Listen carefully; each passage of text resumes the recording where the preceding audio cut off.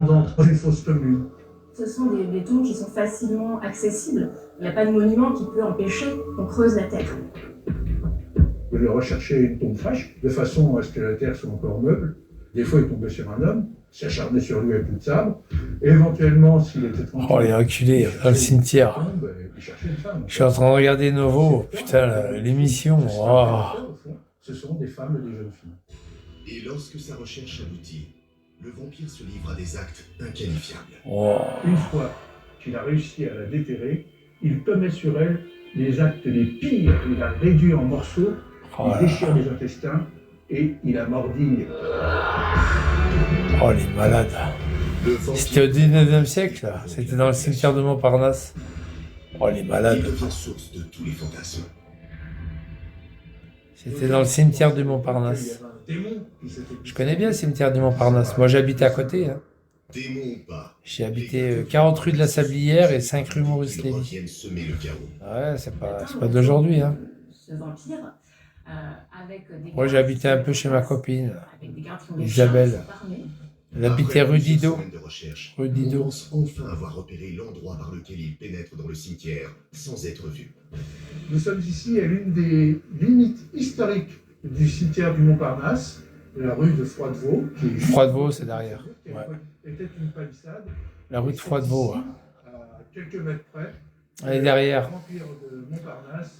De Raspail, tout ça. Palissade, Ouais, Froidevaux. une souplesse extraordinaire. Froidevaux. Il était digne d'un- Vengeance pour la petite. Non, il n'y a pas de vengeance. La pauvre petite, c'est les bougnoules qui l'ont kidnappée. Et hier, c'était leur anniversaire, hier. Fils de pute, c'est des bougnoules, comme toi. T'es un bougnoule corse, toi. Ouais, c'est un bougnoule corse. C'est un bougnoule corse. Allez, Le dégage. piège sur lequel sur le point de se refermer. Les gars, en plus, il s'appelle Giovanni. Mon cul, il te voit la tête du Giovanni. On voit bien que c'est un bico. C'est marrant, les bougnoules sur Bigot, ils disent pas que c'est des bougnoules. Regarde Vigliano, il dit qu'il est italien, lui, tu vois. C'est rigolo quand même. Il va déclencher la machine, mais il va réussir à prendre la fuite. Capable d'échapper au plus ingénieux et mortel des pièges, l'insaisissable vampire est source d'hypothèses irrationnelles. On dit qu'il est immortel, qu'il a quelque chose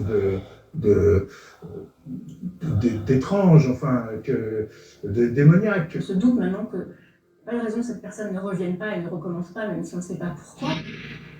L'inquiétant personnage semble prendre un vrai plaisir à braver les interdits. La nuit du 15 mars 1849. Je regarde la télé, excusez-moi. Une seconde fois. C'est vachement intéressant. Le piège infernal a-t-il enfin fonctionné? Il se prend carrément le coup de pétoire sur la hanche, la fesse, la cuisse. Et il a près de 30 impacts. Pourtant, malgré sa blessure, le mystérieux intrus a une nouvelle fois disparu. Serait-il donc vraiment immortel? Il est blessé cette fois assez gravement, mais il laisse des traces sur place. Sur le sol, des traces de sang et un morceau de vêtement rouge. Un mystère de plus. L'enquête des gardiens piétine. Mais quelques jours plus tard, Mais lors de l'inhumation de deux Camelon. soldats au cimetière du Montparnasse, Bon, ben, il n'y a personne qui parle. deux militaires va subitement faire réagir les gardiens. C'est là que le poteau rose sera découvert, à cause de ces militaires qui vont dire, eh bien, l'un des nôtres est hospitalisé et il a été blessé d'une façon assez particulière il y a 2 jours.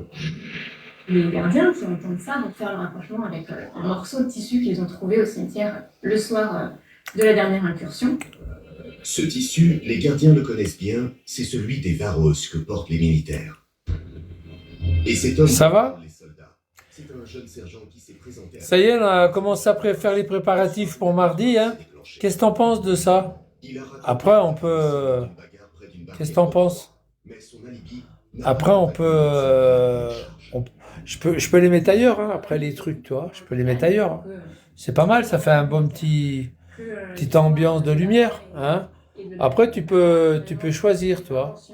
Tu peux choisir la lumière, toi. Voilà, tu peux choisir. C'est pas mal quand même. Hein? C'est cool. C'est cool. Toi, c'est tranquille et facile, toi. Tu vas mettre quoi comme musique? On va voir. C'est sympa. L'identité du vampire déchaîné. Bah pour un bougnoul, on va lui mettre de la musique pop quand même. Ah si, Sergent d'une garnison basée au jardin c'est le fils à Amar, hein, je vous signale. quelques pas du cimetière de Amar, il va prendre sa crise là. On fait l'anniversaire à son fils. devant son visage. En catimini sans lui. Oh, oh. Oh là là. Il a eu une bonne Bon, idée. déjà, il a pris sa crise quand on fêtait Moussa. La mort de Moussa. Et les 4 ans de Kenneth, alors là, ça va être terrible pour lui. Hein. Oh putain. Vous savez, les bougnoules comme Amar, psychologiquement, ils sont atteints, tu vois. Tu peux les niquer psychologiquement, ces gens-là. Pas physiquement, parce qu'ils sont insaisissables. Tu vois, ce genre d'individu, ça se sauve, tu vois. Là, on est. Ouais, là, offre-lui.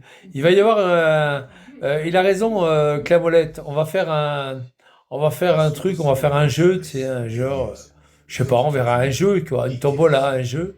On y apprend Et que puis, le visage d'ange a su les gens choisiront un numéro, et puis moi je vais tirer, et puis celui qui aura choisi le numéro, je sais pas, 74, ou 12, ou 11, bah, il va gagner un jambon, quoi. Un jambon.